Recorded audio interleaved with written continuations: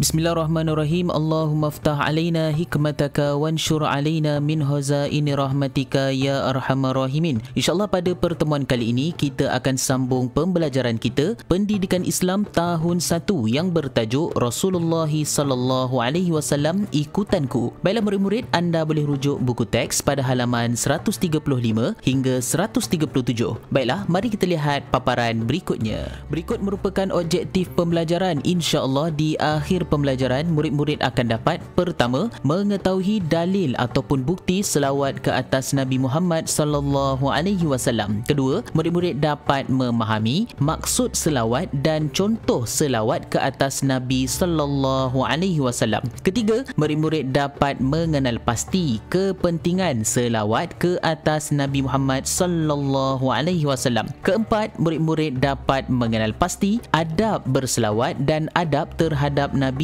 sallallahu alaihi wasallam. Kelima, murid-murid dapat mengenal pasti akibat mengabaikan selawat ke atas Nabi sallallahu alaihi wasallam. Baiklah murid-murid, anda sudah bersedia? Mari kita teruskan pembelajaran kita. Murid-murid, pada paparan ini kita akan lihat dalil atau bukti Al-Quran tentang selawat ke atas Nabi Muhammad sallallahu alaihi wasallam. Mari kita lihat bersama-sama. A'udzubillahi minasyaitonirrajim. Ya ayyuhallazina amanu sallu alaihi wa sallimu taslima. Saya ulang semula. Ya ayyuhallazina amanu sallu alaihi wa sallimu taslima. Surah Al-Ahzab. Maksudnya, wahai orang beriman, berselawatlah kamu ke atas Nabi Muhammad sallallahu alaihi wasallam dan ucapkanlah salam penghormatan ke atasnya dengan sebenar-benarnya. Baiklah, inilah dia dalil ataupun bukti tentang suruhan untuk kita berselawat ke atas Nabi Muhammad sallallahu alaihi wasallam. Murid-murid, berikutnya kita akan lihat pengertian selawat. Saya ulang semula, pengertian selawat. Kita akan lihat apakah yang dimaksudkan dengan selawat. Mari kita lihat bersama-sama. Selawat ialah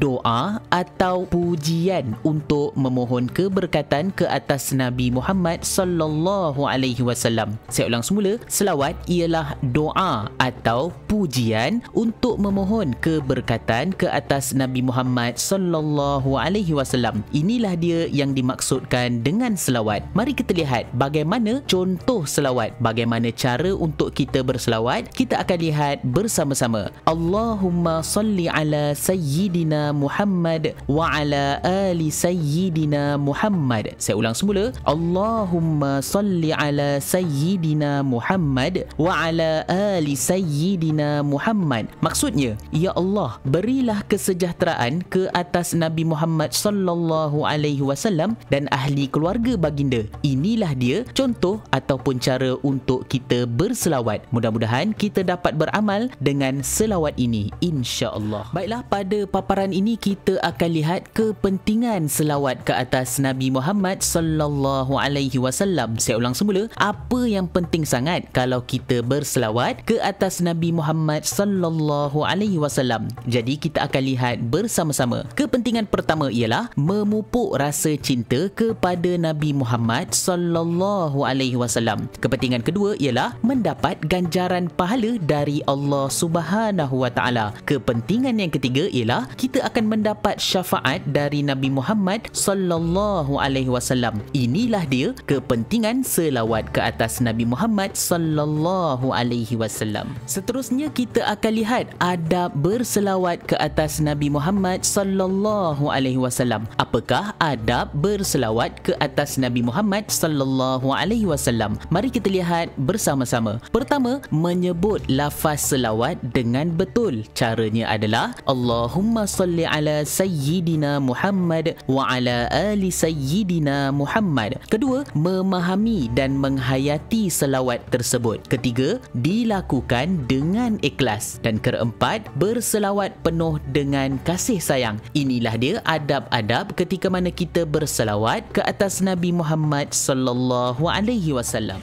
Baiklah, berikutnya kita akan lihat adab terhadap Nabi Muhammad sallallahu alaihi wasallam. Apakah adab-adab yang perlu kita lakukan terhadap Nabi Muhammad sallallahu alaihi wasallam? Mari kita lihat bersama-sama. Pertama, sentiasa berselawat ke atas Nabi Muhammad sallallahu alaihi wasallam. Kedua, mengasihi para sahabat Nabi sallallahu alaihi wasallam. Ketiga, melakukan amalan sunnah Nabi Muhammad sallallahu alaihi wasallam. Dan keempat, berazam untuk ziarah makam ataupun kubur Nabi Muhammad sallallahu alaihi wasallam. Inilah dia adab-adab yang perlu kita lakukan terhadap Nabi Muhammad sallallahu alaihi wasallam. Murid-murid, seterusnya kita akan lihat akibat mengabaikan selawat. Saya ulang semula, apakah akibat jika kita tidak berselawat ke atas Nabi sallallahu alaihi wasallam? Mari kita lihat bersama-sama. Pertama, menghilangkan rasa cinta kepada Nabi Muhammad sallallahu alaihi wasallam. Kedua, tidak mengasihi Nabi Muhammad sallallahu alaihi wasallam dalam kehidupan. Dan ketiga, tergolong dalam manusia yang hina. Inilah dia akibat jika kita mengabaikan ataupun kita tidak beramal dengan selawat ke atas Nabi Muhammad sallallahu alaihi wasallam. Alhamdulillah, itu dia tadi pembelajaran kita pada hari ini. Semoga anda dapat beramal dengan ilmu yang telah dipelajari. Baiklah, seperti biasa, jika tidak faham sila ulang semula video ini, dan jika tidak faham juga sila rujuk guru pendidikan Islam di sekolah masing-masing. Baiklah, seperti biasa, jangan lupa tekan butang subscribe di bawah sebagai tanda sokongan anda pada channel ini. Abos channel, wabillahi taufiq wal hidayah. Assalamualaikum warahmatullahi taala wabarakatuh.